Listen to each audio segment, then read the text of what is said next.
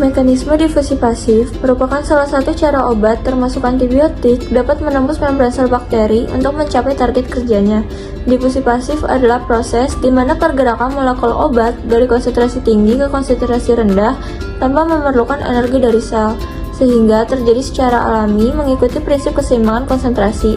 Pada antibiotik, konsentrasi obat biasanya lebih tinggi di luar sel bakteri dibandingkan di dalam sel, sehingga molekul antibiotik terdorong masuk ke dalam sel melalui membran.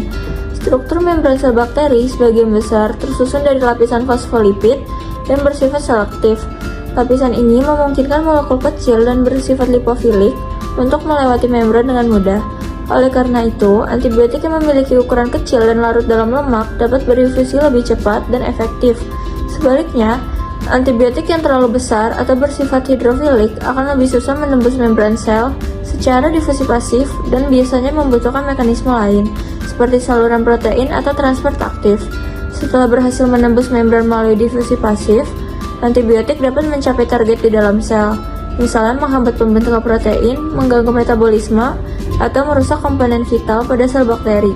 Maka dari itu, difusi pasif menjadi salah satu mekanisme kunci bagaimana antibiotik dapat bekerja.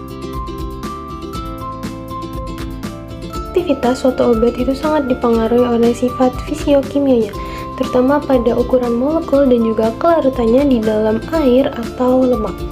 Obat dengan molekul besar dan memiliki sifat hidrofilik itu cenderung mengalami hambatan dalam menembus membran sel, baik melalui difusi pasif atau juga jalur porin. Hal ini disebabkan karena adanya keterbatasan membran dalam menyerap senyawa berukuran besar dan bersifat hidrofilik. Kemudian, penyerapan obat ke dalam tubuh itu lebih efektif ketika obat memiliki molekul yang kecil, yaitu kurang dari 500 Dalton dengan bersifat hipofilik. Obat memiliki ukuran besar dan hidrofilik itu cukup sulit untuk terurai di dalam sel. Hal ini dapat menyebabkan efek antibakteri turun dan membutuhkan mekanisme difusi aktif untuk meningkatkan penyerapan obat ke dalam tubuh. Nah, jadi penting untuk mempertimbangkan ukuran molekul obat dan sifat hidrofilik atau hipofiliknya guna mengoptimalkan pemanfaatan dari obat tersebut.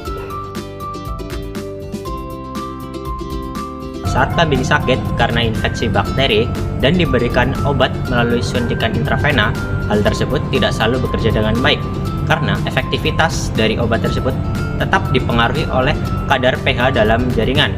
Saat terjadi infeksi, jaringan sering menjadi lebih asam yang mengakibatkan obat lebih banyak berubah menjadi ion sehingga penyerapan kepada membran sel menjadi lebih sulit dan proses difusi menjadi terhambat. Untuk mengatasi hal ini, dokter hewan harus lebih cermat dalam memilih jenis dan dosis obat. Obat dengan molekul kecil, larut dalam lemak, dan minim ionisasi pada pH jaringan akan lebih mudah berdifusi. Selain itu, strategi pemberian obat juga harus disesuaikan dengan mekanisme antibiotik.